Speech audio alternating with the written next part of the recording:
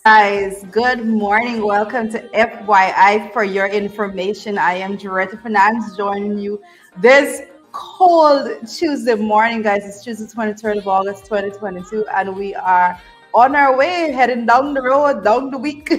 You know how it is.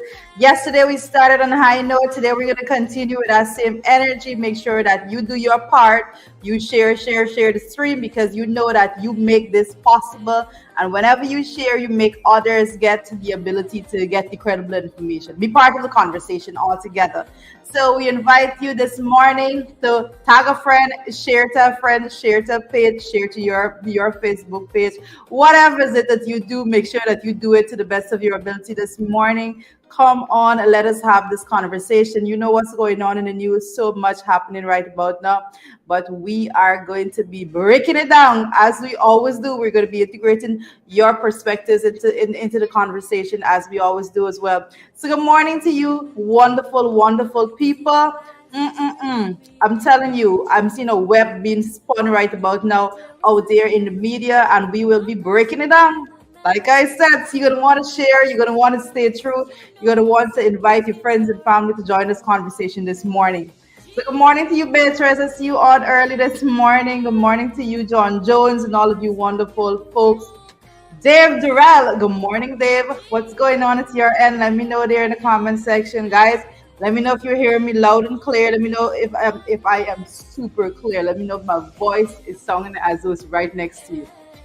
Good morning to you, Roy. I see Roy Ferrier there is watching from Maryland. So lovely of you to join us this morning there. And I see Claire Alexis Richmond is also there this morning. Good morning to you, Claire. How are you? Chevon McDonald says, good morning, everyone watching from New Jersey. Good morning to you, Chevon. What's going on at your end? What's up in Jersey? I see you there. It's a Petal Turn. Good morning. Says blessed morning to all.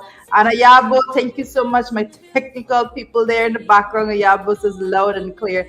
That's how we like to be, loud and clear. Good morning to you, Dave Durrell says overcast in New Jersey. We hear you there. I know I woke up to rain this morning. I woke up to a lot of rain, so I have to say that I love it. I love the cold and everything to go with it. So I'm good. I see you there. Yusil Ferreira says, good morning, watching from France. Well, good afternoon to you there in France. Lovely of you to join us this morning. It's always a pleasure to have you guys checking in. And you know what? We say that you're the folks that makes this program an international program because you make sure that you take the time out to join us from throughout the world. And we appreciate you so much. Hey, Mr. Chisel Chipper. How are you doing there this morning? I hope all is well at your end. I see you there, Naomi Drucker says, good morning, Doretta. Loving the lipstick. Oh, thank you so much. We've got to do something every now and again. Hey, I see you there, Don Johnson. Good morning to you. How are you doing? Don Johnson, this name sounds very familiar. I had a friend, I think by name Eric. I'm not sure if you're related. Hey, good morning to you, Marie Campbell. Hey, Marie, what's going on at your end? And I see you, Vishal. Hey, Vishal Sherman, how are you this morning? Says good morning, MD Finance. Continue raining up there in East Berbice. Guys, East Berbice seems to be having all the rain, so I am glad that I hope that everybody is enjoying that little bit of showers of blessings. I know some people don't like it that much, but I love it. Hey, Dolly, how are you doing? And Sherman, I have to come through to your end pretty soon, so I'm going to be seeing you as soon as I possibly can. I'm trying to plan I'm trying to schedule myself to make sure I'm at your end there in East Berbice. I see you there, Paulianne Schultz says, good morning, MP Finance. Hey, Paulianne, what's going on? And let me know where you're joining and how is the weather there. Let me know what is your biggest concern this morning. What is it that you want us to focus all our attention on this morning, if we could do such a thing? Good morning to you, Lancel Stewart. I see Clester watching from East Coast. Good morning to all the wonderful folks joining us from the East Coast. Guys, let me know what's going on there in region number one. Who's coming through from region number one? I know Alana Tang always comes through. Let me know who else is coming through there. Mimi Hendricks, good morning to you. Oh, thank you so much, Mimi. And Alec Boom, good morning to you, Alec. What's going on at your end? Lynn Fernandez, Lynn, good morning to you. How are you this morning? I hope all is well at your end. We having a wonderful, wonderful weather here, wonderful atmosphere. I don't know about anybody else. I'm speaking for myself. I love the rain. It just makes me get up in a different mood altogether. Good morning to you, Marlon Thomas. Hey, Marlon. Says, good morning, FYI family, joining from Queens. Good morning to all the wonderful, wonderful folks that's joining us from Queens this morning. I see Kaituma Marie Campbell is joining us from Kaituma this morning. So wonderful of you to join us. It's such a pleasure to have you here this morning and for you to be sharing in the conversation. Edward Gonzalez, good morning to you, joining from the Bronx. What's going on in the Bronx, Edwards? How are things over there? Carpenter Boy Truth Teller. I had to get that one right. I had to slow it down for you. Good morning to you. Good morning to you, Carpenter Boy. Hope you're telling the truth today. You're not lying to nobody. I see how Dark Best is watching from Maryland. Good morning to you. Just came in. The rain just came in at your end there. Enjoy. Gary Archer. Good morning to you, Gary. I see give thanks, FYI. Good morning, Guyana from Antigua. Gary Archer there is joining us from Antigua. Lovely of you to join us. Thank you so much for coming through. You know how it is. Facebook user, some one of the Facebook users there is joining us from Linden. Linden in the house, Bartika and Linden always in the house. So we have to say big shout out, big thank you to all you wonderful people that always join us. And again, we're going to be heading to your end there in Linden. Warren Figueres is coming through. Morning. Warren does look at us differently in the morning. When a lot of you folks on your phone, Harriet, Warren in front of his 65-inch watching loud. Warren probably see me better than I'm seeing myself right now. Good morning to you, Warren. What's going on at your end? I hope all is well. How's your family? Say hello to your family for me. I see Rhonda Gordon is in the house. Hey, Rhonda, what's going on? Let me know what's up at your end, Rhonda. And is it Rowena Cummins? Hey, Rowena Cummins. Good morning to you. Guys, let me know what's up at your end. Share. I have to pause for a bit to tell you to share. And I want to. There you are, Alana Tang, joining us all the way from Port Kaituma. I see Amabel Clement just came through. Amabel is different. Amabel says she's joining us this morning from region 11, all the way North American region, as labeled there by Amabel, region 11. And I see Claudette Lewis is watching from London. So all the folks in London, good afternoon to you guys. I see is it Mary Daniel says good morning, Barbados in the house. So good morning to the folks joining us from Barbados. Anybody in the house from TNT this morning, Trinidad and Tobago? Let me know. Let me know what is going on. As the Carpenter Boys are they're trying all around to dismantle Bascom store. We're gonna get to that. We're gonna get to that. We're gonna get around to those bits of news. We have to major things happening there out in the media. We're gonna be we're gonna touch on every last bit of it. Good morning to you, Candy Nalini Indrajit. I say Candy not rich. I reach people. Candy bold, proud to reach 8 minutes late, Candy, but you're good. We're waiting on you this morning.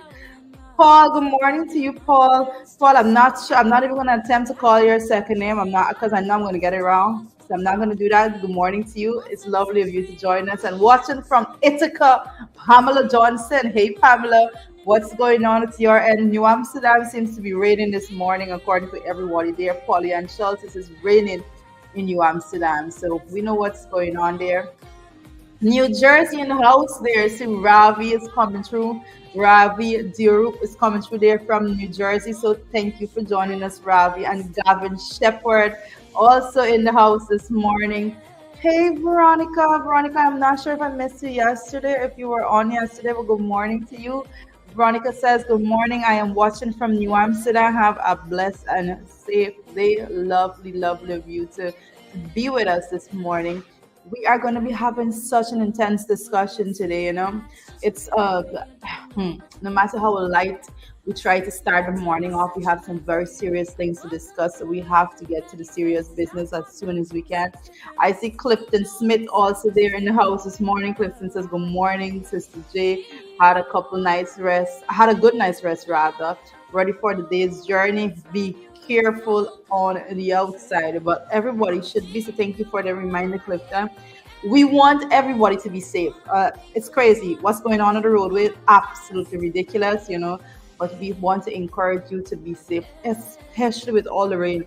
We're seeing the rain, persons coming in from different parts of the country saying that it's raining, it's raining, it's raining.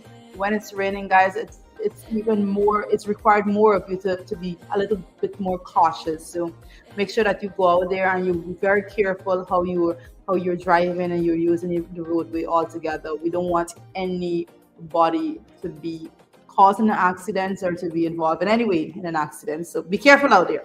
Loretta Argyle, how are you? Brooklyn in the house. Hey, Brooklyn people coming through. Father One is also saying that Brooklyn also, but we have two Brooklyn persons joining one after the other. Lovely of you to be here. Carol Roberts. Hey, Carol, what's going on at your end? Carol says, good afternoon to the FYI family. My Carol, you can join in from non-Pharrell and saying good afternoon. Good morning, good morning. I see you. And all the legitimate viewers, blessings. I see Aubrey Lennox is saying good morning. Guyana, the family is growing. The family is growing most definitely, and we love the mixture that we are seeing. We love the variation in the locations that's coming through. We love the conversation that we've been having. So let us make sure that we continue to grow. Let us make sure that it's not just the majority of persons are saturated in region 4 and so forth. Let us saturate persons, large groupings, watching the program in region 1, 2, 3, right through to region number 10. This is absolutely necessary. Guys, we have so much to discuss, but we can only make sure that everyone sees this if you assist us in making sure that it is shared. So share. Stop whatever you're doing. Share, share, share. This is important. This is important for not only us. It's important to make sure that everyone have the opportunity to be a part of the discussion. I see Norris King is joining us this morning. Says greetings, a special trio of truth talkers. Love you folks. Linden got lively sunshine. Linden different. Raining in Georgia, raining in Barton, raining in New Amsterdam, but Linden coming through with lovely sunshine. I don't know what's going on there, but it is what it is. Yes, Carol. Carol is saying my mistake. Good morning. I know, Carol. Don't worry. We know once you're coming in from non-Pharrell this morning at your end. I see you there. Noel Grant says I think it's Atlanta also in the house this morning. Says Noel is joining us there, coming through our YouTube platform, saying Atlanta in the house is absolutely wonderful to have you. And Bridget Campbell. Hey, Bridget, how are you? Bridget, I think I missed you yesterday. I'm not sure what happened there, but so nice of you to be here with us this morning. I see Kishan Ramjatan is also joining us this morning. How are you people doing? How are you people doing? I see Kishan is saying to share this damn live. I don't think I said it in the right way, but you get the concept. You get it. Thank you so much, Kishan. Make sure that you share the live so we can get into the conversation. I see Ricardo Charles is drink your tea and take and talk the things, Sister Jaretta. Drink your tea and talk the things. I'm gonna be doing just that. My tea is nice and warm this morning before me. But guys, we're gonna be having a full panel discussion today. It's Tuesday.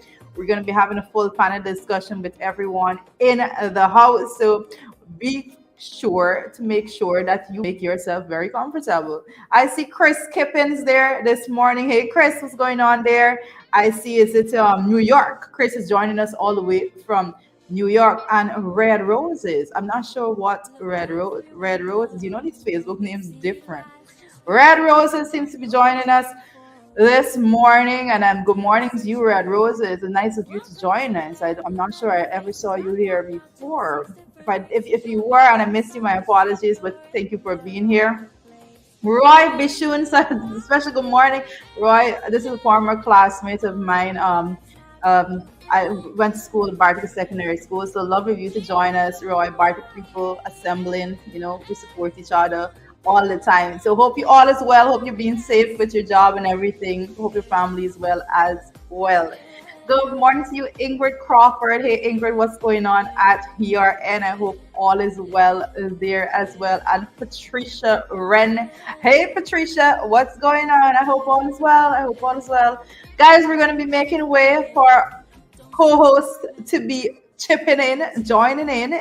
So they're coming through. Don't worry. Coming.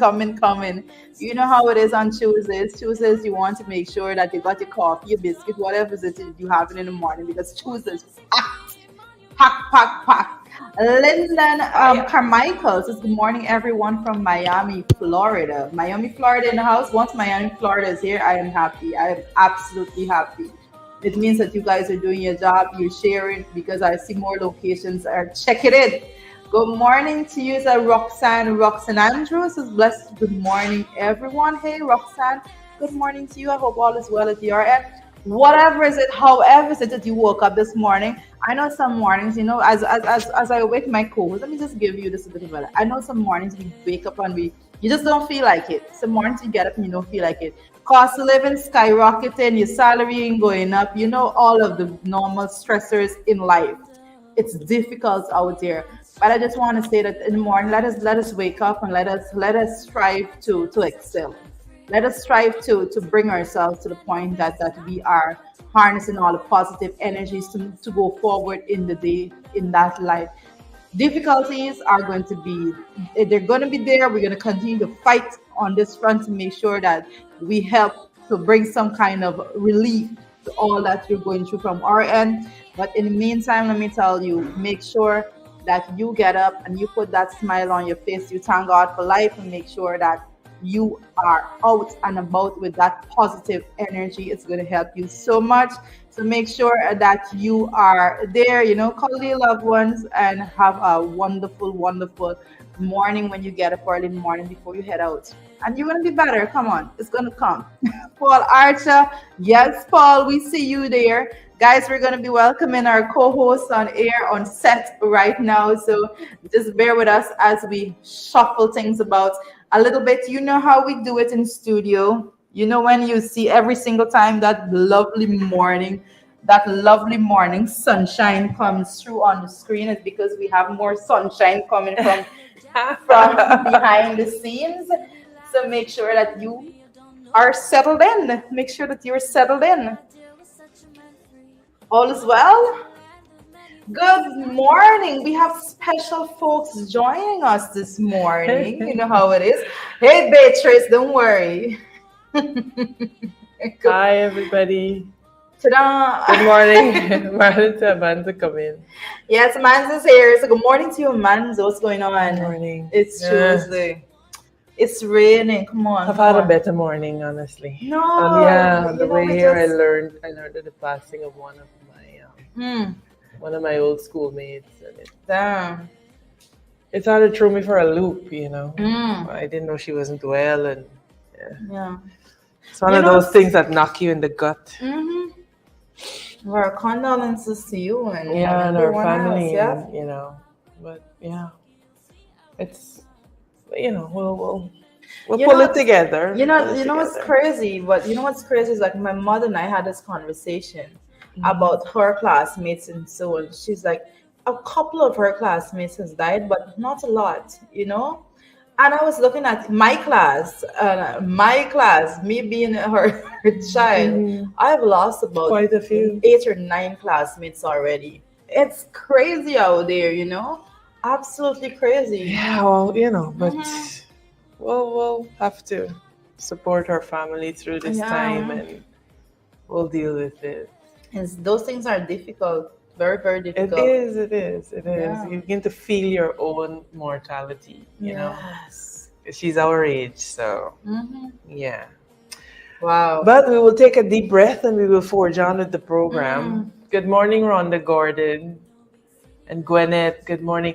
Oh, today, life is something else. What's we just today? spoke about the death, and then we're talking now. I think today is one of our faithful followers, Peggy. Russell Elias's birthday. Oh, lovely.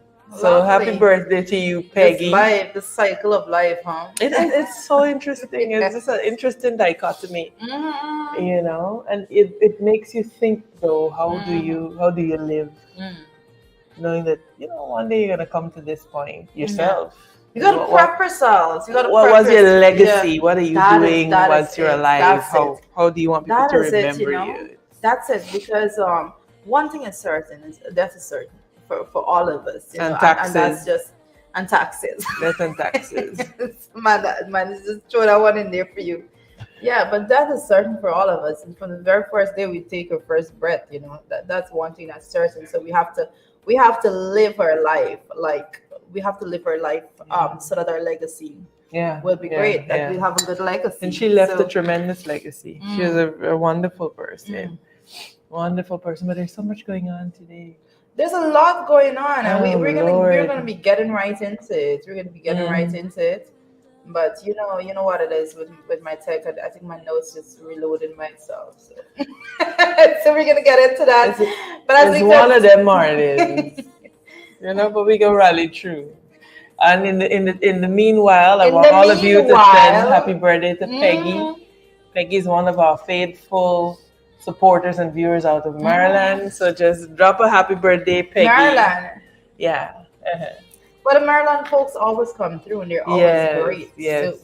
Peggy and everyone else out there, if you're celebrating your birthday, your children or family member, whatever, hope that all of you guys are having an excellent day. I know that on birthdays, everybody wants to be pampered. So I hope you're getting pampered out there for your birthday. For my birthday, I didn't remember getting pampered. I gotta send in a complaint sheet. I'm not about this life. I need to be pampered on birthdays and stuff like that. Next time, don't worry. Naomi Sherrod coming. Naomi says we Sherrod there though. Sherrod there. As we so say it here. All right. Well, Angela is out and about there, and I see it there in the morning papers as we step into the morning papers. Angela is out and about, guys. You know what he does? He goes out there and he makes a big announcement, and then it's up to Sherrod to make sure that he follows through with the practical work. Implementation. And Angela is saying the Cemetery Road being upgraded to a 4-lane. That's what he's saying now. The Cemetery Road now is going to be upgraded to a 4-lane road there, guys. So persons that utilize that area. And I'm thinking about it, right? I'm thinking how close to Let's see. Close to the actual. Are they going to be relocating the tomb? That's what I'm wondering.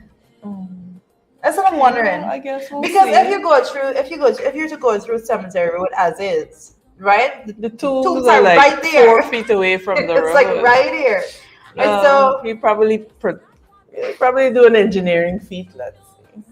Okay, an engineer. Explain that. I just say. I don't know, but last I checked, it's not that. I don't know if folks that you live around here, I don't know.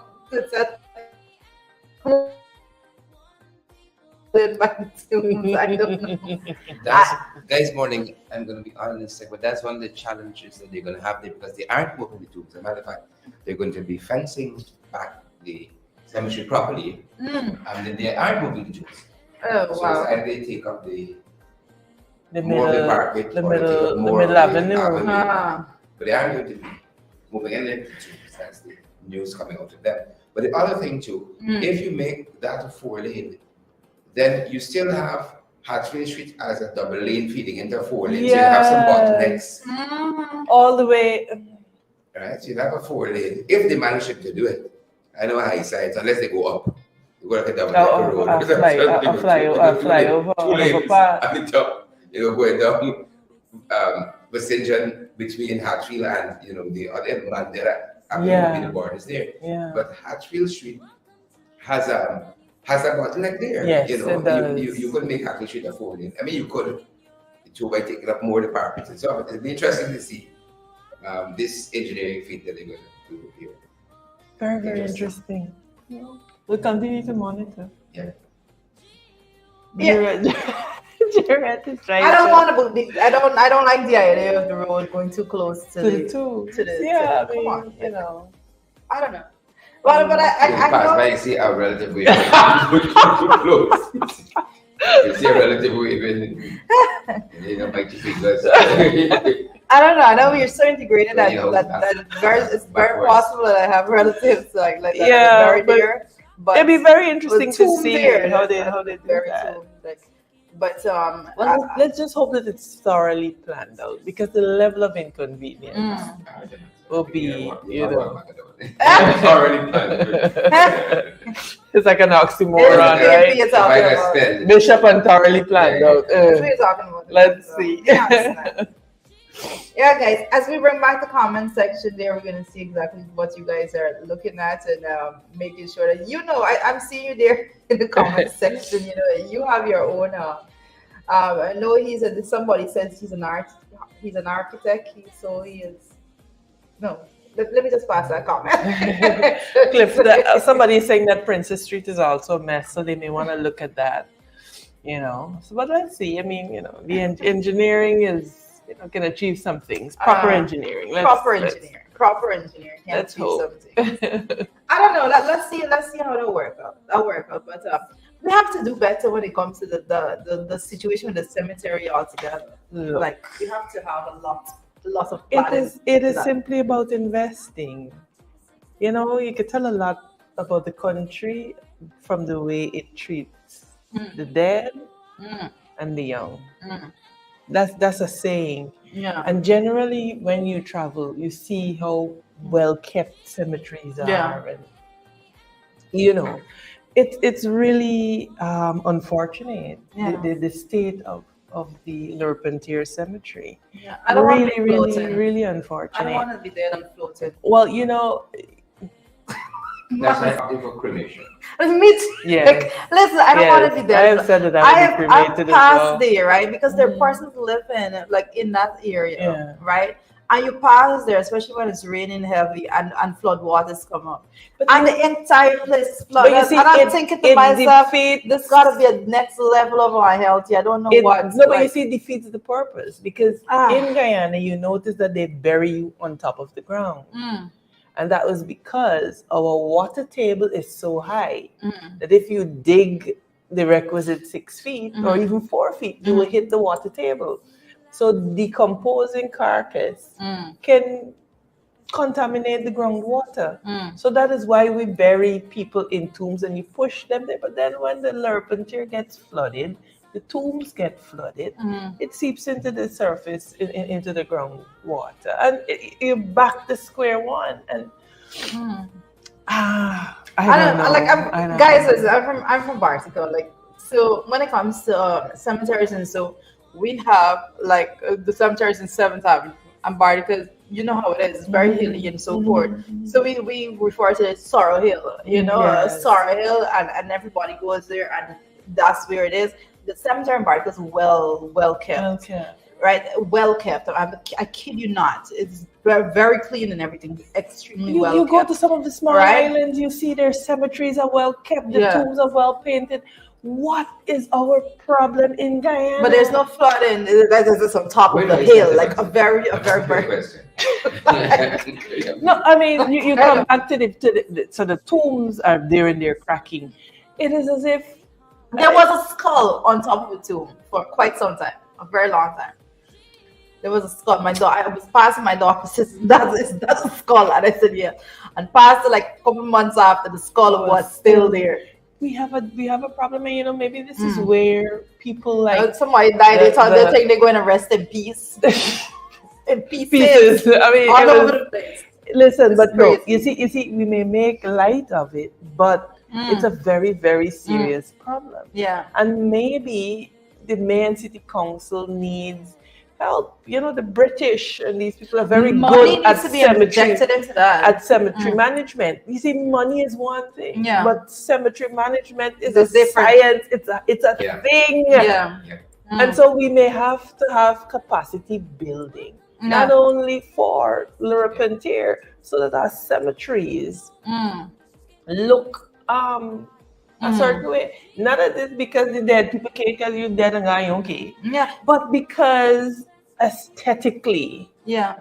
we need to normalize person with things like cremation and all of those things, because cremation is in our country is different. It just goes religiously. On people's, No, but it's different because you don't have to be in a certain religion to have a preference of cremation. And in Guyana, as it is, only if you are a specific religion that you can. Then you go and actually go through that process. Well, I know people who are not Hindu, for example, who've been cremated. But the vast majority is just it's just along religious because lines. we don't, because of the process. Cremation in more developed countries would be different because they actually have a cremation. They have private entities actually doing cremations and so forth. It's a different process altogether. So we probably need to go down that road. We don't want to get in a situation in which, because Georgia, as it's densely populated, you know how it is. We don't want a situation like in the Philippines, for example. They have so many people. They have persons that actually live in the cemetery, that their job is to check and see how long somebody buried and all of those things to make sure that when the person should be properly decomposed, the person now goes and take out the bones, so that other persons they do that in Barbados, for example. So other persons can be buried in those. They do that in Barbados because of the land mass, and they don't have enough space. Yeah, but we need to look into that. It's really a but nice. I also noticed since you're thinking about going to the live in the cemetery, they're taking a special interest. So like I said, because you just might. I probably look at you. Sharon so weird in the background. You don't see him, but you're hearing him, right? Don't worry. No, but when it comes to news flash, Frank Anthony just got up. He just woke up. He got some news flash there, and he's saying that he's suspecting that and surmises that there's not an accurate picture when it comes to the COVID cases. Right? Frank just wake up. Listen. I want to know how Frank intends to control the monkeypox. We can come to that, don't worry. With all of these cricket carnival and all kind of worries we planning. That's what Frank needs to tell this nation. Well, Frank is saying now, with only 6 new cases of COVID-19 being recorded by the Ministry of Health after 100 tests were conducted, the Minister of Health, Frank Anthony, yesterday admitted that there is not an accurate picture of how many persons are actually infected. How long ago we said this? It feels like a year. It feels like a year. It feels like we've said this from the absolute inception. Like, what's going on, Frank? What's going on? Well, I have some very disturbing when it comes to Frank and the Ministry of Health and all these things. It's crazy. I have some very disturbing information I'm getting right about now from the Georgetown Public Hospital, and we're going to be bringing you more of that as soon as the information is very clear. It's crazy. It's crazy. It's bad. It's bad. It's crazy. It's crazy. I don't know. No, but the situation at the Georgetown Hospital is deteriorating. It's crazy. Rapidly. And, we need to, whatever, man. I'm seldom at a loss for words, but it's like you get on here and you just have to highlight ill after ill after ill. Like, there doesn't seem to be anything positive happening.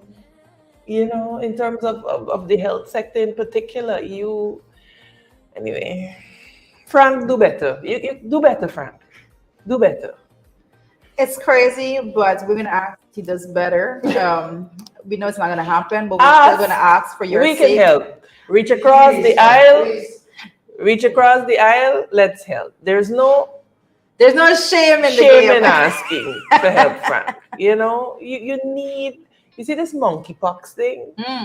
I worry about it. You see us on our public transport where everybody getting in the bus and they're crammed together. We coming. Man's going ahead of this thing. I'm sorry, man. Man's going with this thing. Man's we coming. It's just plenty some mornings, man.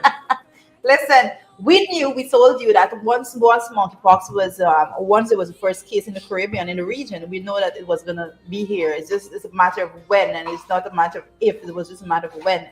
So, guys, we're going to come to that, but we know, and I see Glenford Gordon saying that Frank Anthony needs to resign. We've been calling on a couple persons to just send in their resignation. Frank Anthony, one of them, Pauline Sukai being another one. They're just wasting time. Todd. They're just wasting time. For Frank, there's a no confidence motion. Share this reminder, there's a no confidence motion in National Assembly there.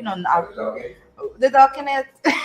accordingly. These people they're different. As a minister of health, you do not come after announcing that persons can do self-testing at home and all of those things. You do not come after that you have said that, oh, there's no mandate for persons to actually report whether or not their home testing is positive or not. No, today, on the 22nd yesterday, he actually is making this big announcement now that is not accurate. The data is not accurate. Yes, they're tested. They only say that they found 6 new cases, but this is not accurate.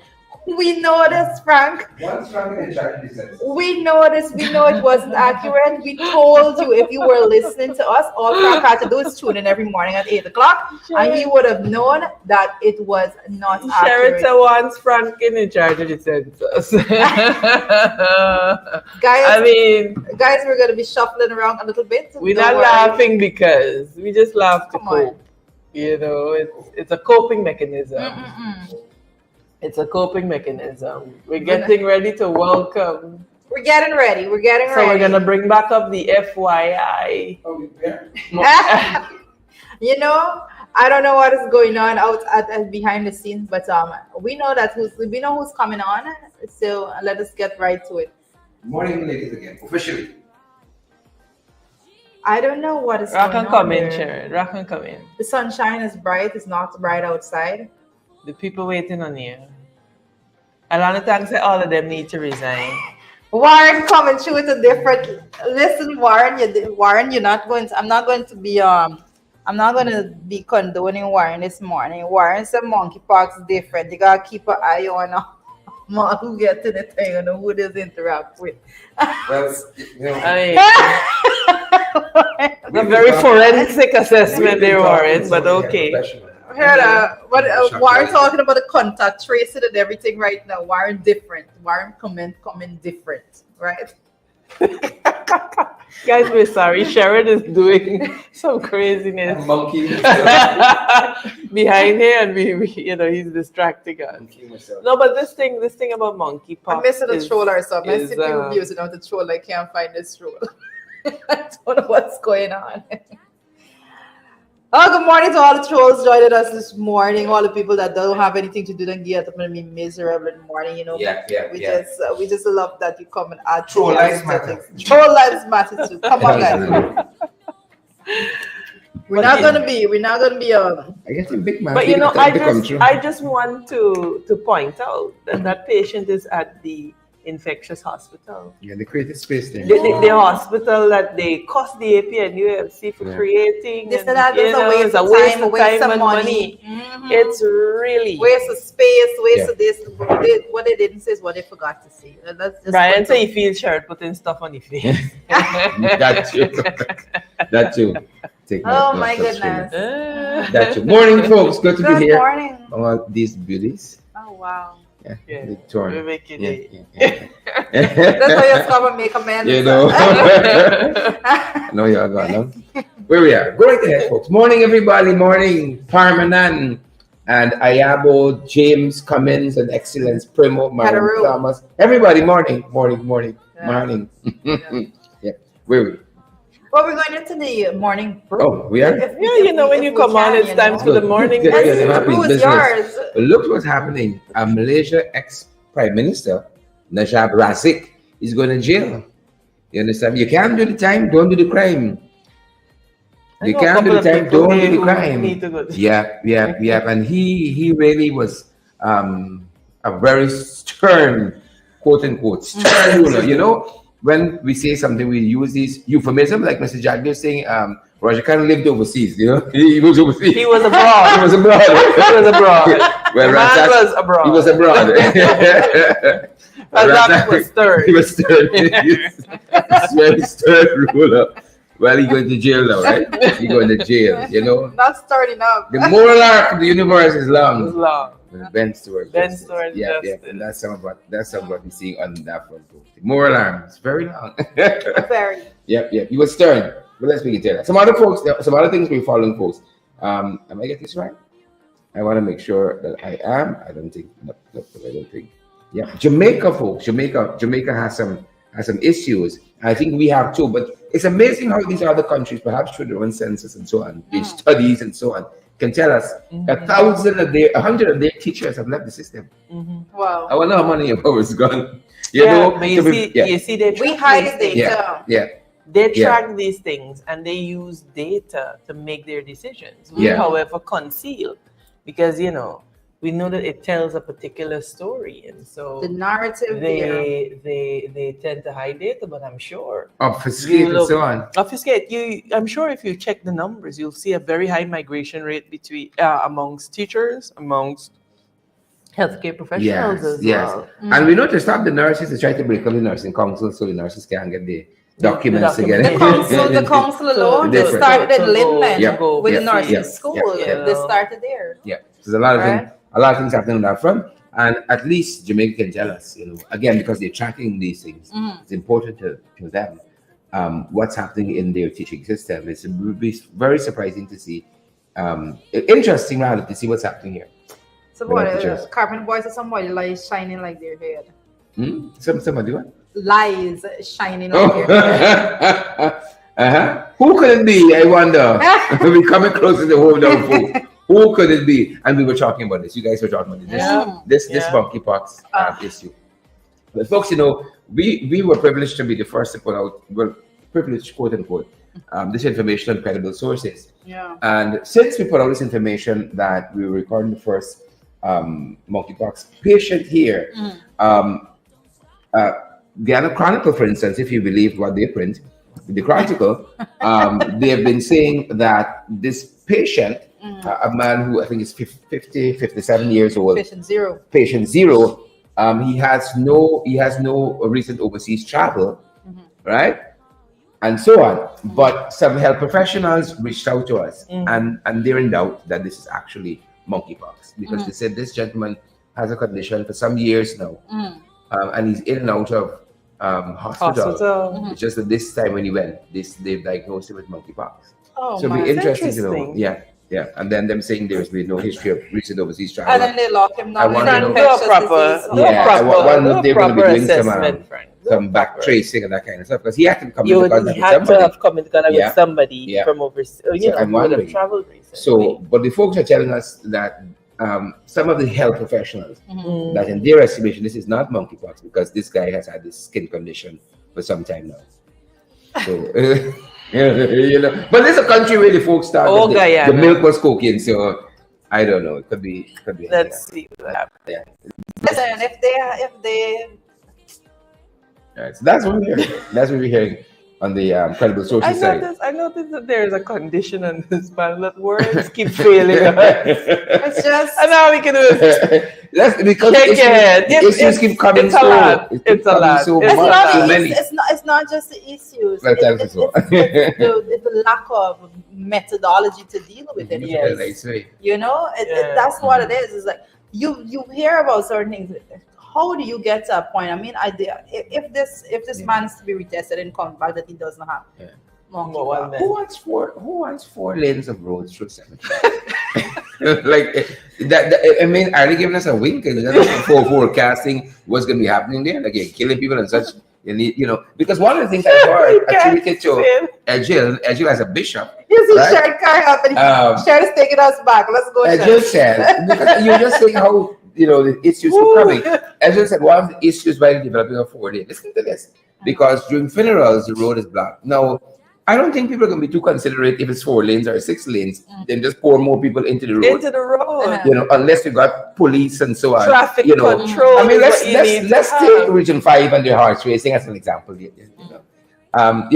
can put 6 lanes there because the horse racing time, I think that they just expect more people to die. But it makes misdiagnosis and so on. Right? It's interesting, and we were talking last night on our affiliate program in the ring.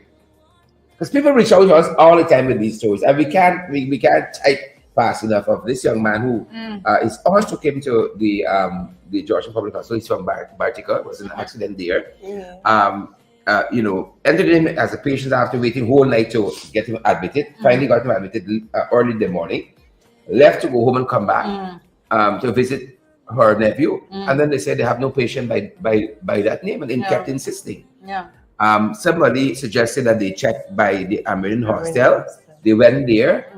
They said, well, they didn't have anybody like that with that name. They went to the police station. Police insisted, they don't know, this about this kind of thing. Left, went back to the station, and then they decided to do an investigation. And in the course of the police investigation, police found the patient right at Johnson. Johnson Hospital. Remember I told you? Remember I told you I got my first child under the PPP administration. You can't make this up. And they sent me down in the dead of night in a boat in labor from Barney with nothing wrong with me. Wow. And I had to wait at Parika for a very lengthy time. About 2 hours. You waiting on the ambulance driver. The ambulance driver eventually came, smelling stink of alcohol. Wow. Then had to take me down.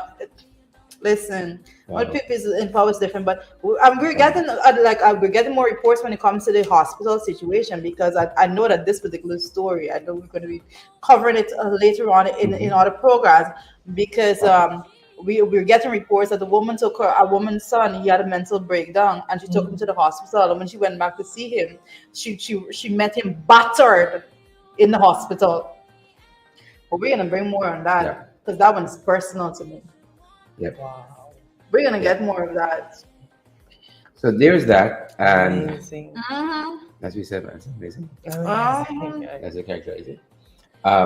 So there's the quote unquote monkeypox, and whether that is true or not. It's sad that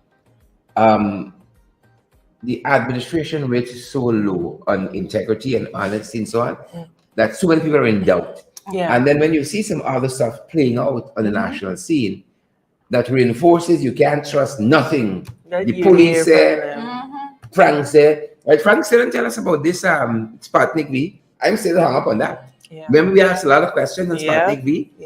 Right? The cost, the contract. People who took Sputnik V had to go and be vaccinated again. Yeah. Revaccinated. Revaccinated in order to travel and all of these. Let me tell you folks this. This quote unquote monkeypox case, patient 0, this was not discovered in the last 24 hours. Okay. It's when news entity like Credible Sources started to put out information, then the minister says, well, we have to let the public know. See that? Right? News agencies started putting out the information first, like Credible Sources. Yeah. And then the minister came forward and said, don't panic! Well, Credible Sources have been putting out this information on monkeypox in the beginning. I know that particularly it was FYI that spoke about monkeypox. The very first discussion I was had in the public was done right here at this table. Because we brought that information straight in from BBC as it was being reported on the international front. Guys, I tell you, we bring you the information live and direct. Credible information. And first on the scene. Talking valid about and credible information. Valid and credible. The outgoing EU ambassador, Fernando Ponce Cancho, he says that the PPP and the government, you got to, avoid widening the social and economic gap. You see what's happening here. How come some people didn't publish that? You see what's happening here. People publish what they want to publish.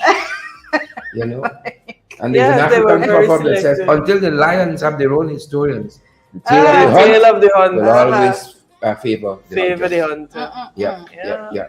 So that's what he's saying. And he talked about, for instance, transparency and accountability and all of those things. But of course, you will publish what they want to make them. But you actually, and I see it. He did say as well, the opposition needs to be a little more structured and vibrant. Right? Yeah, and but he also said that the PPP widening. And this is what we continue to say. They are bent on creating the class of have and have not. Which is precisely what he spoke about. Maybe he has been listening to FYI. Precisely what Fernando Ponce Cancho spoke about. This widening of the gap that leads to the haves and have not. There's no middle ground, It's either you're going to be extremely rich or you're going to be extremely poor. Right? And them boys in here. So that's some of what is happening. So what's happening locally. And then yesterday, folks, I think the organization name is Epology. Am I right? Epology, yeah. They had a news conference because Barjal and some other folks have been talking about their finances. They lied. He lied. Right? He lied. You can see systematically how the Jagdio regime, Jagdio Ali regime, have gone after either black individuals, black businesses, black organizations like this systematically because they don't like anybody who's too independent of them, right? Whether it's the Sophia Night School that they pull the funding from in the last iteration of government, they pull the funding from Critchlow Labour College, and you could go down the line and see systematically, right, how they're creating the haves and the haves not. And you'll see what we're talking about. I see it a little differently. I see when I look at it, and I guess because I always deal with the financial aspect, I always see it as though they mean that only a certain set of people must control any bit of finance, must be empowered with any bit of spending. And that's why they attack places like the credit union, now they're at Epology and so forth, because they believe that only they should control any bit of spending, no matter how small the spending is. But you and that is part of the control mechanism, the divide and conquer, divide and rule mechanism. The truth is that it is Jagdio's hope to drive a wedge between people who are viewed as Afro-Guyanese leaders and Afro-Guyanese. It goes back to the fact of Charles Ramsden saying that Black Guyanese have no role models. It is a psychological disposition that they have. The fact that Jagdio, as vice president, gets on the air to talk about doing more for Black people than any other, it is an indictment on his government. And he's because not even smart enough clearly you to have a distinction realize between individual and you Black have people. a distinction when it comes to Guyanese. That is his admission. And then when you factor in Edgel saying that if he talks about the road, it can interrupt social cohesion. You understand that it is a paradigm, and the more they speak, the more they keep betraying the fact that despite this whole one Guyana thing, they see two Guyanas.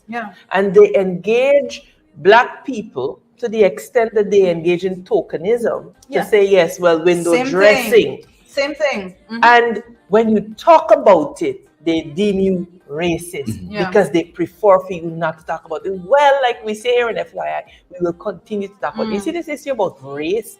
I am passionate about it because it is what has kept Guyana back for far too long. It has kept us back for far too long. And we do not seem to understand that our greatest strength is our diversity.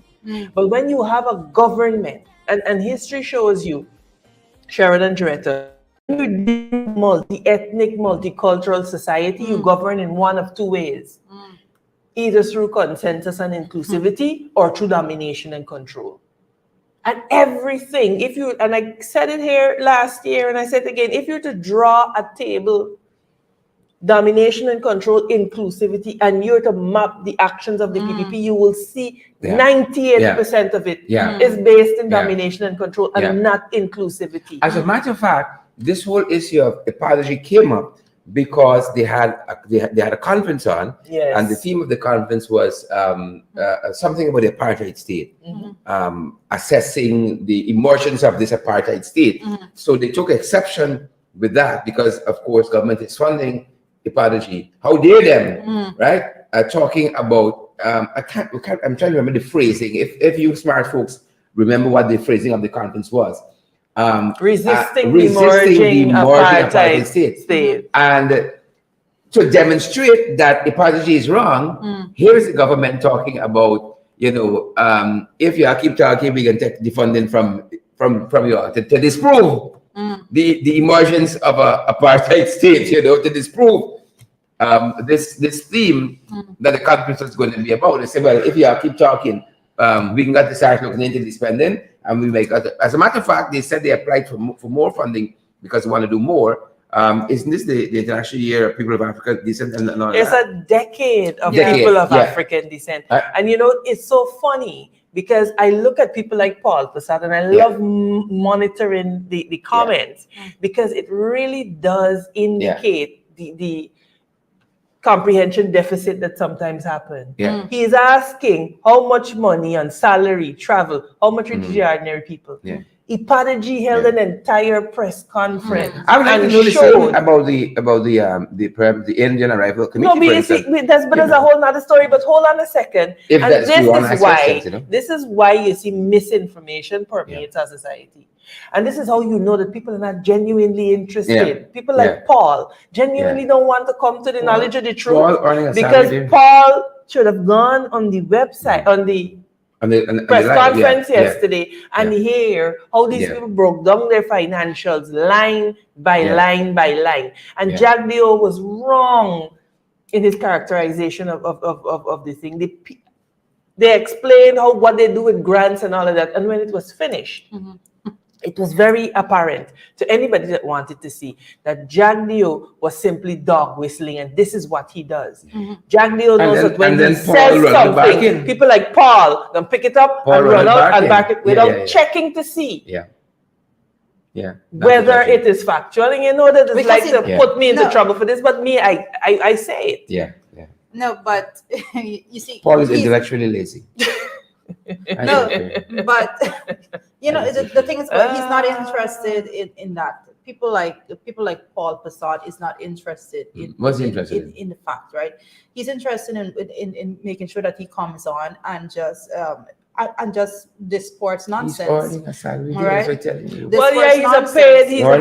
He's a paid troll. But let's move off of him and actually get back to the whole the context of what is going on with all that is being said. The fact that and first we are identifying it, the fact that because the people are speaking out is like a threat to withhold funding and all of those things. And you have to but it's not an apartheid state. No, but you have to look at the dynamics when it's on the other side of the aisle now, how it is treated. You see a different grouping go out and they speak out and money is given to them, right? But when another group goes and speak out, we're going to take away the funding from you. Yesterday we spoke about something right here on the program. We were speaking about the fact that Jack Dio, when he was saying what they're doing to aid in cost of living and with the increasing cost of living and all of that, he made reference to the CSOs and the indigenous communities, right? And I made a point to Manza yesterday that they do that to muzzle the indigenous people so that they should never speak out.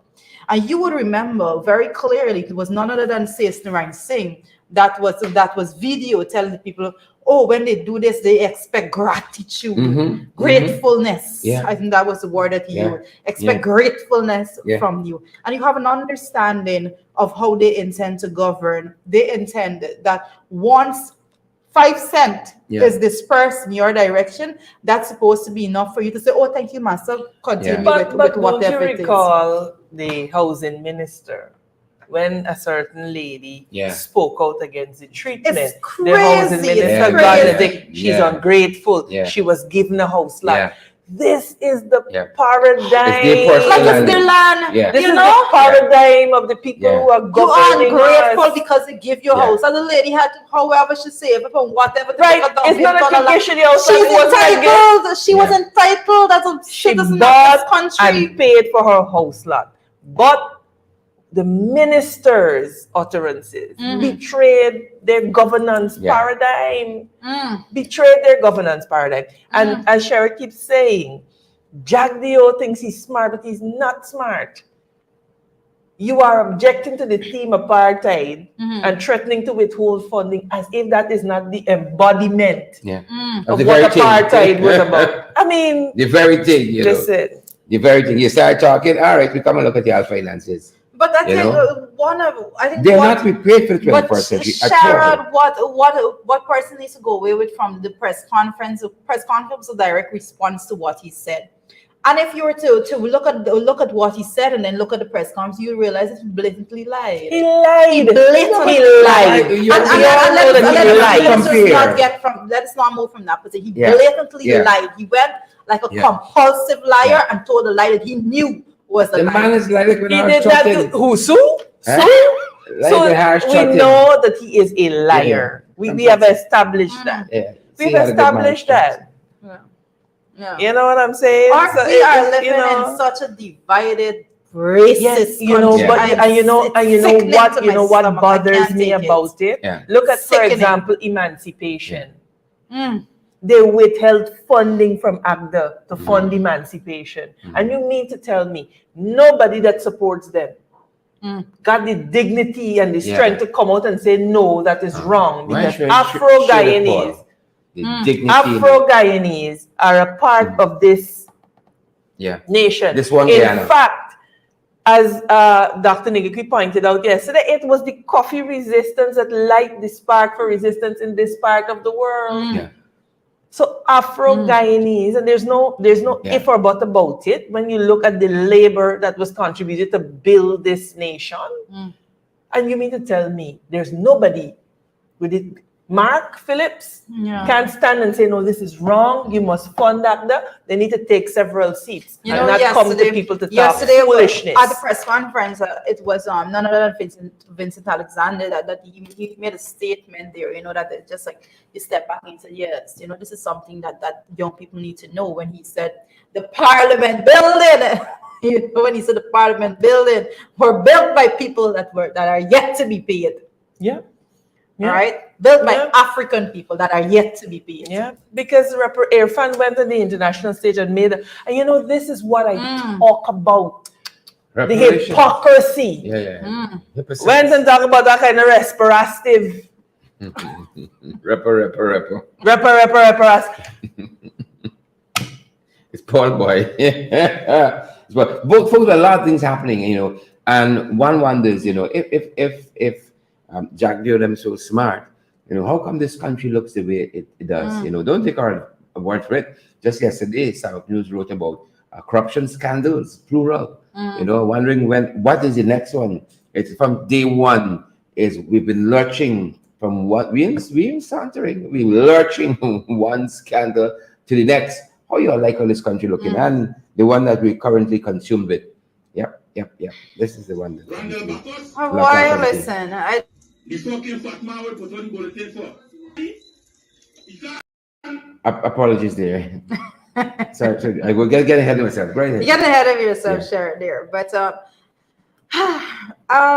saga, I don't know if it's just a saga. I don't know if that's could be. I don't know what's going on. Saga, scandal. You pick your yes. Yes. I see the image there of Ronald Bacchus there on the screen, and the only thing I'm thinking is, like, at what point in time does this lawyer tell him to just step back? My last word on Paul. Paul wants to know. Paul says, "Stop your racism." How come the three hosts allow this every day? And if we allow it every day, Paul keeps coming back for his daily dose. It's interesting. This is what we talk about. There was a refrain in a cartoon I watched as a child, Captain what? Planet. The refrain was, "The power is yours. You have a control in your hand. Is yours. You have the control in your hand, Paul. And you have the power key there. People the power is yours." Man, Charlie took me down memory. Captain Planet. He's a hero. Gonna take pollution down to zero. He's our powers magnified, and he's fighting on the planet. We show he is. So this is what is gripping the nation, I'm saying Not champion of the earth. Before there was champion of the earth, there was Captain Planet. What's Captain? Country scandal. Oh God, Jared, we can go watch Google YouTube after. I show you. To bring you up. No, but that was a bad cartoon. That was ahead of its time. Ahead of its time. Yep. We do about doing here in what WPF?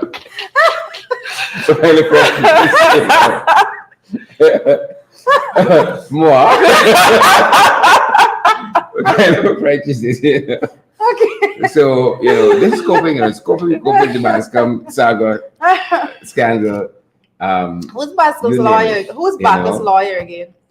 Look, Bacchus' lawyer. There's no to give some advice. There's no coping. It is because of the manner that we have allowed our society to deteriorate that we gotta cope in any functioning democracy. Blanham would have been on leave, Caesar would have been on leave, and a proper and thorough investigation would have been allowed. There's no sorting through it. They are allowed to do this because for too long we have allowed them to insult our intelligence. Amanda, it has occurred to me. last year March, when Ricardo Fagundes was gunned down, execution style on Main Street, a stone's throw away from State House, where they house Irfan Ali. It was promised that no stone would be left unturned. And had it not, whatever it's worth, Bascom come forward. It seems as though the RSS would not have been contacted. So there were stones yet unturned, because the RSS stone was not turned clearly. So the RSS now coming in. And we know the RSS was here, I think, having to do some work with the Henry boys, and they left very quietly. So I don't have too much confidence on what is going to happen on that front. So that's one of the things that's coming out here. But there wasn't an international help already?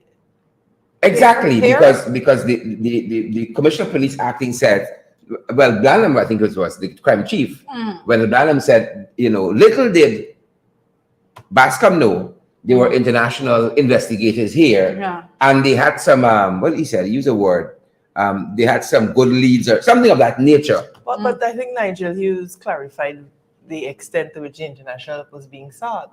And that is to be able to clear up the video. To enhance the image, to see the number plate. And he made the point, as if you're going to do this, you're going to use a legitimate number plate. I can do that. There's actually a software that you can purchase online. Well, I don't want to reveal all your skills. Right? But there's actually software you can purchase online to enhance. But there's that. But Sharon, you know what's a shame? You know what bothers me deeply? That we as a society, we are so racially polarized, we are so politically polarized, that we can't even hold a middle ground on the integrity of your police force. All of the usual suspects are quiet. Freddie, say anything yet? Yeah. Has he said anything yet? Not a line will be dedicated to this. You have the top ranking. I different. The crime chief in charge. The master and the crime chief was going to do crime chief stuff. Look, I was on the floor, but that is an aside. We got a problem. When the usual loudmouths that emerge out of the woodwork to accuse people of racism and all of these things can't come out to say that the police top brass must be sent on leave to facilitate an impartial investigation. You have a set of mudslinging. You have the Mohammed team coming to say something, and people are bandying these things about and missing one common theme that he has corroborated that the police is corrupt and corruptible. So let's talk about some of that. So here you have Freddie's talking about banks, DIH, and handing. Of course. And shoe repair. And my shoe repair in Guyana, somewhere in that is the dock. That is only walked by FC. And you have plenty of land by which is perfect. You want walk. But that aside, the Bascom saga, it's Bascom who said that they were going to frame Mr. Bacchus for the murder of Ricardo Fagundes. That's how enter Mr. Bacchus, Rondell Bacchus. He was the one who was going to be framed, but he called him. But Bacchus called Bascom when he learned a police bulletin was issued for his arrest, and what was to precipitate that was his murder, basically, according to Bascom, and he took him into CID. Bacchus came out and said, as you folks, some of you know, that he corroborated what Bacchus said, what Bascom said, that it was Bascom who took him into CID. You have to say when he corroborated that. He corroborated that in the interview with Travis James. Yes. HGP TV. Yeah. That's what and also with that he was actually I don't want to say defying what the police said, but that was incidental to it, because the police said no, it was not Bascom who brought in Bacchus, and Bacchus insisted, very calm, I would want to think in his own deliberate judgment, he insisted it was Bascom, and so that is the part of the story where we're picking up from, and we want to show you guys some of that. I'm going to try to put it up from my end here, because this country, if you blink, you missed something tremendously important. And I think we blinked recently. And so here is where we are. Right? Here's where we are. So let me take you guys. I think we should take it perhaps from the allegations. Yes. And then we can take the recant. Who's the alligator? Right? Folks, this story is so layered. Which one of the allegations? Right? And as I said, allegation. as we said last evening, this is only folks, this is only season 1, right? That wrapping up here, right? So this was the Bascom saying I took him in, and the Ghana police force pushing back on that. Randall Bacchus was the fucking fat man we put on the bulletin for. He called me and tell me and the inspector them just went to drop one of the everybody's in the Champshire prison. And he called me and tell me these men just put on the bulletin fee. Yeah. These men just put on the bulletin fee like come and get tea. You understand? I am telling the inspector when I tell you one get it, I got my gun, put the stuff my up, and I tell him to pick up Randall Bacchus to tell you very 20 minutes after they put on the bulletin fee. When I walk into the participants, you see the man, it was so his face changed. Not to know later on, you know what the plan? The plan was to kill fucking Randall Bacchus. I said that he died in confrontation. The event was to be suspect in paper shots, more than confrontation with police. A wanted bulletin based our response to his allegations that a wanted bulletin was issued on the 6th of April 2021 for Randall Bacchus, and 1 hour later he turned himself in with his attorney at law, and not in company of Mr. Dion Bascom, as he was seen misleading the public during his Facebook Live, claiming that the police wanted to kill Randall Bacchus. A screenshot of the Kaitier News article confirming this is shown to the right. The police station diary at the Criminal Investigation Department also confirms that Mr. Bascom is being untruthful. Conclusion. Based on the foregoing, Dion Bascom's claim that he brought the information about Mark Richmond to the police, which he said also, is easily debunked as a deliberate falsehood and malicious in nature. That he brought Randall Bacchus to the police is a deliberate falsehood and malicious in nature. And you're not only getting information from the police, you have the information there, the clippings from Kaitier News. Yep. And that is how that went down on that front. And now here is I think the whole lineup with Bacchus now saying that it was Bascom who took him in. I think we have that. We have it, do we? I hope so. Yeah, quite an interesting saga, scandal. What have you? The fucking fat man we put on the bulletin for. He called me and tell me and the inspector them just went to drop one of the everybody's in the Champshire prison. And he called me and tell me these men just put on the bulletin fee. Yeah. These men just put on the bulletin fee like come and get tea. You understand? I am telling the inspector when I tell you one get it, I got my gun, put the stuff my up, and I tell him to pick up Randall Bacchus to tell you very 20 minutes after they put on the bulletin fee. When I walk into the participants, you see the man, it was so his face changed. Not to know later on, you know what the plan?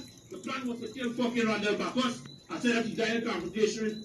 The event was to be suspect in paper shots, more than confrontation with police. A wanted bulletin based our response to his allegations that a wanted bulletin was issued on the 6th of April 2021 for Randall Bacchus, and 1 hour later he turned himself in with his attorney at law, and not in company of Mr. Dion Bascom, as he was seen misleading the public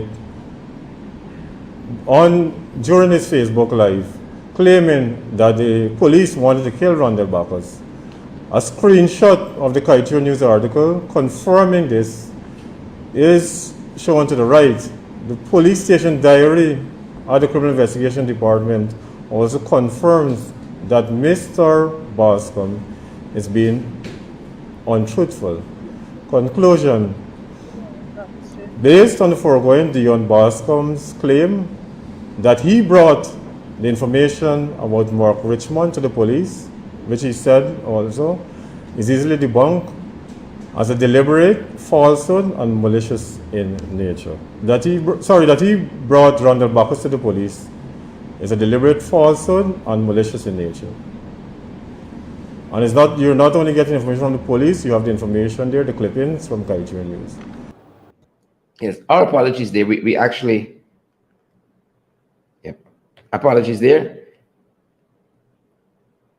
Our apologies. We actually thought we had the extra one there. And we're gonna get it for you in a second. But that's the it's a minor point. This is like you're looking at the substantive issues in the case is the petitions is who gets served late and who gets served early and all of those things. These are the peripheral issues, but they're important because this is what I guess they're hoping for. That goes to credibility. It goes to credibility. Whose credibility? It goes to credibility. The only credibility you're seeing thus far is that of the story and how credible the facts are. And one of the things that you look for when you're talking about credibility is corroborating evidence. Yeah. And I mean, we know that his lawyer has said since, no, I didn't take him in. He went before me. Yeah. Corroborating what Bacchus has said. Yeah. Now, what Bascom has said. Now, what is happening, I believe, is that the Guyana police force, instead of taking stock of themselves, and instead of Irfan Ali taking stock of the police force, that he, he's the commander-in-chief of the armed forces and he's the overall, responsible. Big Sahib. Yeah, he's the big. Take responsibility for the police force. Be a leader. Have Blanham and Caesar go home and call in the FBI. Call in the FBI. Who was just here, probably in the who airport. have already offered their support. So this is about the security of a nation. Yeah. How could you be? It is like, are you smarter than a fifth grader type show that we're seeing here from our police force? These are the people that are supposed to be protecting and serving. Yeah. So let's look at Bacchus. I have a problem with the capacity that Bacchus saying saying what he had to say. Right? Let's get that. Saying what he had to say. I think he was talking at the time to a Travis. Do we have that? I hope we have it. I'm trying to put it up from my end, which should be done faster, but we don't seem to be getting there. We're gonna get there, but in the meantime, as we're getting there, guys, I know all the comments coming in and everyone, and this is what I keep telling people: the court of public opinion is one of the most brutal courts that you could go before, And the least you need to do is be honest, because the public will detect your lie. Correct. From the time you leave your lips, the public detects your lie, and there's too much going on, and you see a web being spun, and I see people spinning web, getting themselves caught up in the web. It's crazy. At some point in time, the people have to realize that what's going on, and just call it out. Correct. It's not only that. And I'm trying not to say something right now. As you can clearly recognize, I'm trying not to say something. This will be a testing moment, Jaretta, as to whether we as a Guyanese society, whether innately we are comfortable with corruption, or whether we will have a nation built on laws. This is not a test for the PPP. This is a test for the people of Guyana. Yeah. So here in that test is I saw some very revealing Rondell things. Bacchus telling journalist Travis Chase that yes, Bascom took him in, and then he comes back with a slightly altered view. So let's take a look at that. A slightly altered. Police issued a wanted bulletin for you. They claim that your lawyer turned you into the police. No. I want you to take me step by step. When you learned of the wanted bulletin being issued for you, what happened? When I learned of the wanted bulletin issue for me, the first person I jump on my phone and call is my attorney, Damian De Silva. That is the first person I call and tell him that I'm going down at Ifleary. With or without him, I'm going there. Right. You understand? Then afterwards, I jump on the phone again and I call Bascom. Who Bascom? Officer Bascom. Dion Bascom? Dion Bascom. Right. I call him and say, watch, a bulletin issue for me. And he come and he pick me up and we go in there. So Bascom took you into police? Bascom took me in, and shortly after, my attorney, Damian De Silva, arrived there. Where did Bascom pick you from? Bascom picked me up from a house. Yeah. And took you in too? And took me in. Right. So how is it that the police is saying that it was your lawyer who turned you in? No, my lawyer did not turn me in. Mr. Damian De Silva did not turn me in, but he come shortly after. And I let him know that I'm going there. I never give him details that who I'm going there with. Right. Nor who is carrying me there. But I let him know that I'm going there because a bulletin issue for me. I did not have no knowledge, nor I did not kill this individual. Because, you know, you really know why I'm telling you that. I don't want to comment on that. Bascom tell me, Randall Bacchus, that he like working with Caesar. There's a man is crack case. So, what happened now? Bascom had a major role to play within this whole investigation, a very major role. So he knows the inside out. He had a major role to play. I did not kill paper shots. I gotta protect me. My name is Randall Bacchus, and I want to make it clear that I'm not an informer for anyone, much less a corrupted cop, such as Sergeant Bascom.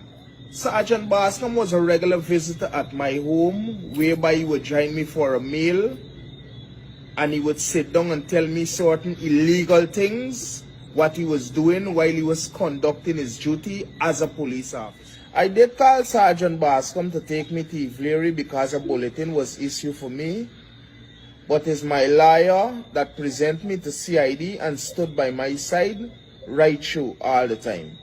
I am very angry, Sergeant Bascom, labeling me as an informer, because I would never be an informer for you nor nobody, knowing the things that you be going on with as a police officer. I am very angry, Sergeant Bascom, calling me an informer, because I'm not an informer for he nor anybody else.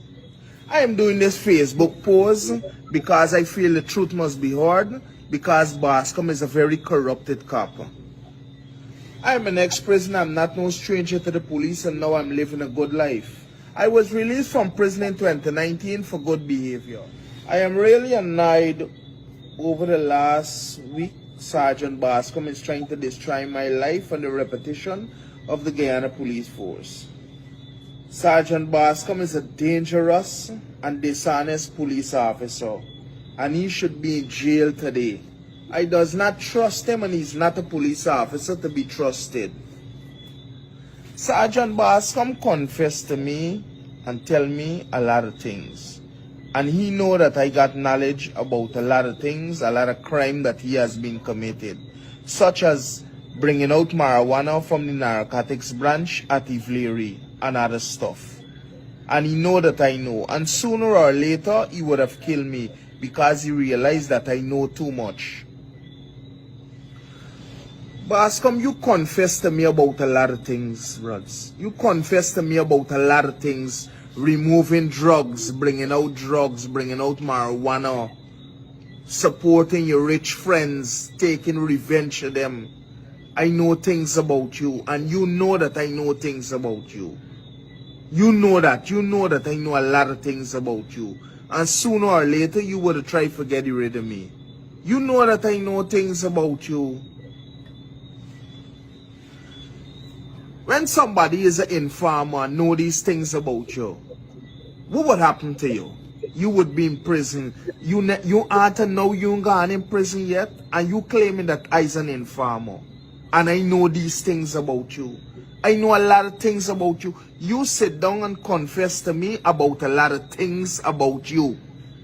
You literally confess to me about crimes that you have committed. All the things that you have told me, I've recorded it, dates and details, and I have it in a safe place, and I'll release it when the time is right. I wish to say that I'm trying very hard to make things better for me and my family, and I wish to thank the prison system to rehabilitating me to be a better person in society. Yep. Quite a lot there. Quite a lot, folks. Quite a lot. Yep. Seemed very scripted to me, but what do I know? Where was his eye? Where were his eyes? Like in that particular video. You see, if you shot the entire thing, you'd be able to see his eyes moving, suggesting that he was reading. Mm-hmm. The other thing that, and this is where I take such umbrage to people insulting people's intelligence. You look at the interview from Travis Chase, and when you're trained to assess how people speak, you can pick up on what is scripted and what isn't. Correct. In his statement, he kept referring to Sergeant Bascom. Correct. Alone. No, Sergeant Bascom. Yes. Identifying him by rank. Yeah. Look at the conversation that he is having with Travis Chase. Travis Chase had to literally bring it out and establish that it is Dion Bascom he's talking about, because it's Bascom. Yeah. You understand? It's Bascom. And he's who? Yes. And so Travis Chase had to bring that out. And then he comes here talking about Sergeant Bascom. When you understand, that law enforcement, when they prepare statements, they always prepare it with the rank of the person. Then you know that he was scripted. I have a problem with this level of insulting people's intelligence. He recanted on Bascom taking him in as his lawyer. No, he did not recant. He did not recant. He was selective in his use of words, that his lawyer presented him to CID. Taking somebody in and presenting them to CID. You're mixing up the interviews. No, Archie, no. Hear me out. In his scripted interview, he said that it was his lawyer that presented him to CID. Presenting somebody to CID is a legal process that requires identification. Bascom never said that he presented him to CID. He said he took him in. The lawyer also said he took him in. So what they're attempting to do is to split hairs. To try to describe the situation. No, the lawyer said the man went in. Bascom said, I carry in. Take you up from home. I mean, come on, man. Because folks who following, Bacchus felt that this interview with Travis Chase clearly was not enough. And he went back now to Big Smith News for some. I had a problem. Let's go to that. I have several issues with that one. If you know about presented and you see how a police writes a police report, it is said that he was presented to the CID by XYZ, not taken in. It would read he was escorted to the police station by. It's a different thing. Do not come here to insult people's intelligence. A whole bunch of them should be sent home. So let's take in, and this is just the raw video. We weren't able to. So you'll hear some stuff might not be relevant, but. This is the Big Smith angle now with Mr. Bacchus. Seemingly now, if the man says not recanting, because he seemed to have be saying now, it's not Bascom, it's my lawyer took me in. And on this particular video, he said presented. Presented was used in this video. Let's see what this one. The saga continues. We need a whiteboard in the back here to start drawing lines, putting markers. This sounds the extra. Hi, welcome to Big Smith News Watch. My name is Levi Smith, and we will be speaking with Mr. Wandel Bacchus. Wandel Bacchus is no stranger to the media and to the members of the public. He has reached out to Big Smith News Watch to share some information with us that he considers important to himself and to an ongoing police investigation. Mr. Bacchus, welcome to Big Smith News Watch. Yes, good afternoon, sir. All right, so why are you here?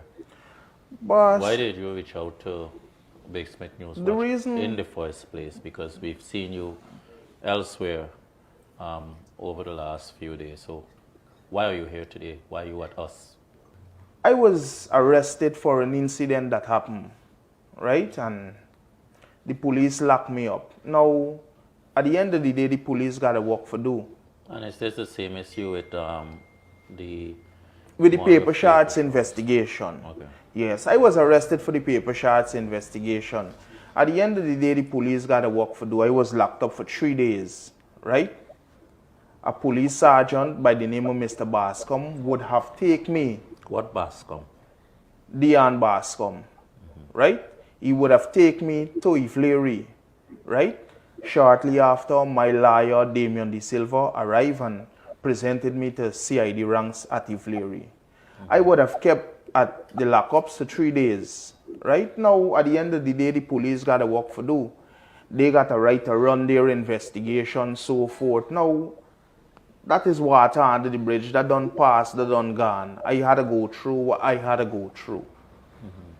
Now, the other day, I don't know So that as much as that as we're going to individual. take. I don't know visit with this particular individual. So that's as much as that we're going to take. You notice My again first thing. in an unscripted interview, Bascom. he said Bascom Not sergeant. and not sergeant. Yeah. Listen, maybe, you know. No, you see stuff like this. This is PPP's Ghana. No, but you see, this is Yeah. our Guyana. And in other countries, Yeah. people might have been on the streets already calling for their. These are the people that we trust. That if somebody comes into our home at midnight, that we call them, they are going to respond. Yeah. That if my daughter is raped or molested, that they will respond. Also, you trust that when you hear a man is shot and killed, for X reason it is that. That it is so. It is so. What? Who does PR for the police? Big Smith does some of it. No, you see. You have also. This- No, I'm smaller asking folks. because, you know, No, you see, Director, this is not even about PR. This is not even about. This is about Jack Dio and Irfan Yeah. taking and showing some kind of proper leadership Yeah. to this nation It comes and back to that. demanding. It comes I think back to that. Irfan can end this in one day Yeah.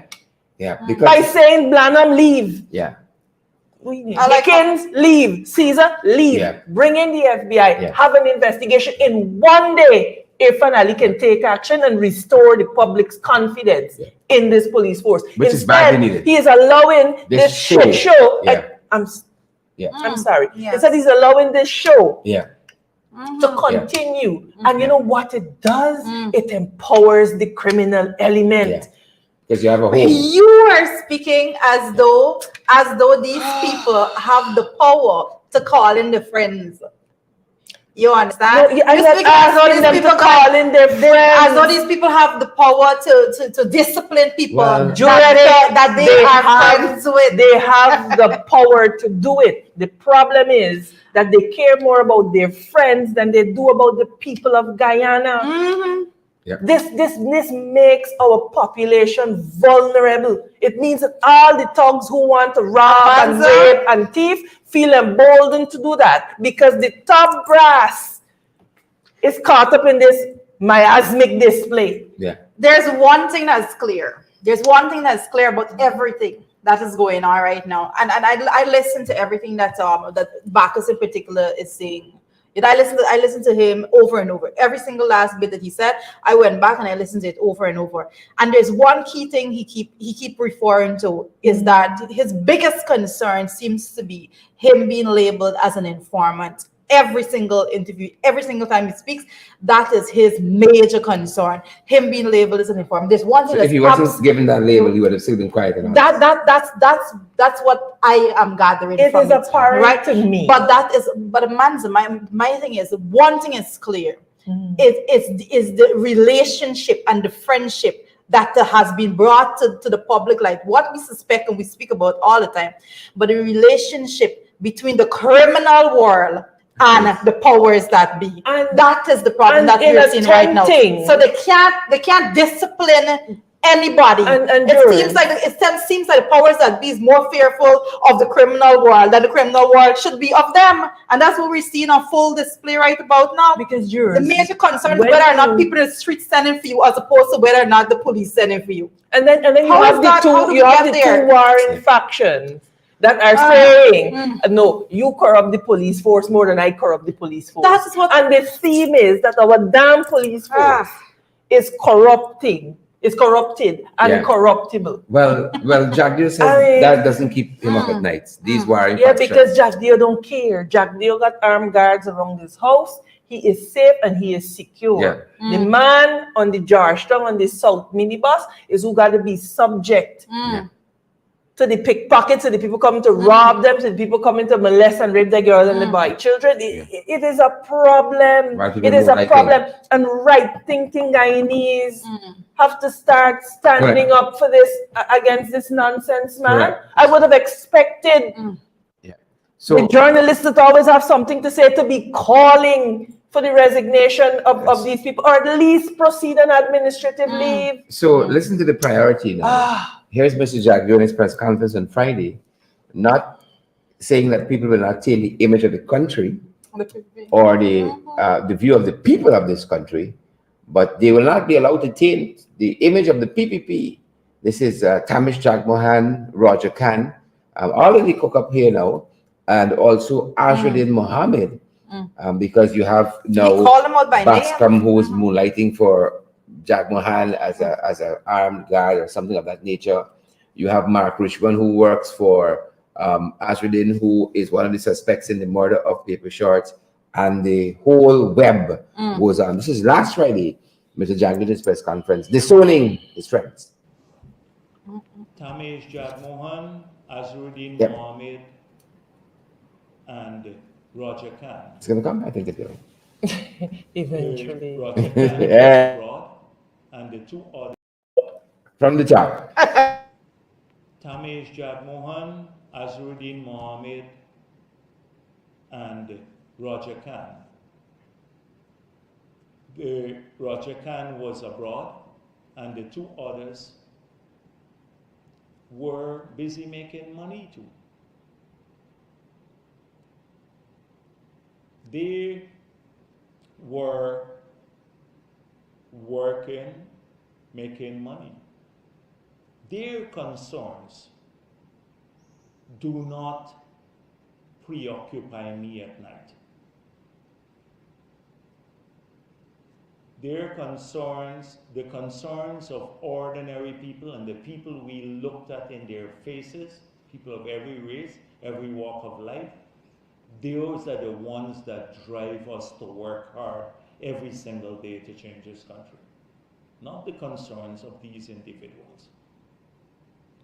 The People's Progressive Party will not condone any illegal act on the part of any of those individuals that I mentioned, or others for that matter. People have to face consequences for their action, whatever their action is. And that is where we stand today. Ladies. Manza characterized it early on as an S show. Yeah. It's very sad that as the vice president of Guyana, he does not see this as something that taints Guyana. And this is where you know whether people are concerned about their country or this thing we call Guyana is just an avenue for them to rob and rape and pillage and get wealthy. This is how you know. And Judah, this is Mr. Jack Dio's third term, right? And it seems very much. I think he was missed a term. I just count 4 every time. It looks very much like the last 2. It's people being gunned down. It's a bad economy. It's bad healthcare. You name it, right? It seems very much like the last 2 terms. When you look at the issues that pervades the headlines on a daily basis, It is You know? pre 2015, and I'm saying That's why we my said. God, Jagdeo is Yeah. not ashamed that this issue is tainting Guyana's reputation on the international scene. We made significant progress in getting off of the blacklist. We made significant progress in having the DEA here. We made significant progress on improving Guyana's standing internationally. And this man's concern is not that it affects the country that he claims to be vice president of. And while but I see it differently, Sharon, if I could, because I see it that he, and I said it, I think I said it yesterday also, that when he called them out by name, all three of them, and then he went on to say he's not going to basically take the name of the PPP, all right? It said to me that he's owning them as ranks of the PPP. That's what I interpreted that as saying, because how else are they going to be, tarnishing the name of the PPP? It seems like he's owning them instead of that is a very interesting perspective. That's very, how very important perspective. In that too, it's interesting that he doesn't take the same kind of attitude, no nonsense attitude, with the police force and the top brass there. Like, we're gonna get to the bottom of this, like you were saying. Right? And this foolishness with Bladum and this PowerPoint nonsense and the Commissioner of Police acting and sees and so on. Man will say you got the power to send them on leave. Because is he instructing the president to instruct whoever? But Sharon and Amanza, we're having this conversation, and the depth of the discussion and all of that, and the irony of us not even once looking at the Minister of Home Affairs. No, I had asked. No, and I'm being very serious. Has he issued a statement on nothing? This? Zip. I'm yet to hear people. That's about his own significance in the whole process. Right? This is the third term, and in the tenure of the man who owned the first two terms, he's the one-man show. He makes all the decisions and then he gives the instructions. See, I spoke with Irfan Ali, not the Minister of Home Affairs. That's saying I spoke with the president and he's going to do X, Y, or Z when he comes back. All right, this is the vice president who has no portfolio for domestic security. But it started before his name was brought into it, even before he did that press conference, because it was Dion Bascom that said that he learned that the officials at the Guyana Police Force there is telling the vice president that is because he wasn't given some gun license. That's the reason why he is behaving in that manner. So from that inception, the vice president was pulled into it. So he was already inserted into the situation even prior to making those statements at the level of the press conference. And those are things we must not forget. So it just goes, it gives you a very clear idea of who is actually managing the situation. And like Shirley is saying, and I think at one point in time, it was Harris that put out the image, with the football field with Jagdeo playing in every position. Right, and that's what's going on right about now. Again, an entire ministry when it comes to the Guyana Police it's separate. This is being handled from Shibnarine to Paul Drive, not from Lowbridge. It's crazy. Right? Like, what's the ministry doing? We wish we had more time. The only people that will lose in all of this, if serious action is not taken, is the people of Guyana. It's playing out before us in real time. And looking at it, sometimes you seem as if you're powerless. But as we always say here, the people of Guyana have the power to demand differently. How many mothers have lost their sons because a wanted bulletin might have been issued for them? And how many times have we read that headline? He died in a confrontation with the police. Quindon Bacchus's murder might have gone down like that, save and except people had cameras and surveillance cameras on their houses and could see and contradict that. And you mean to tell me that these people... They don't care. They don't care. That we see this scandal after scandal after scandal after scandal. This is the Jagdeo regime all over again. Folks, that's going to do it for us this morning. Smash that emoji button, share the live, partner with us. You're only available via Zelle and PayPal and MMG and Cash App and MoneyGram and Western Union. And your generosity helps us to keep producing these programs morning, noon, and night. and keep our website funded as well, folks. Thanks for your generosity. Thanks for your love and your support. We feel it on a daily basis. Thanks for your prayers to all of your well wishes. Thanks for staying with us a little past program time, a tad past program time. We're going to see you guys right back here below the belt at 12, and then we're doing at 8 this evening, guys. Thanks for Share the joining us. live stream. Yep. Smash those Have a emoji great day, buttons. guys. Have a good day.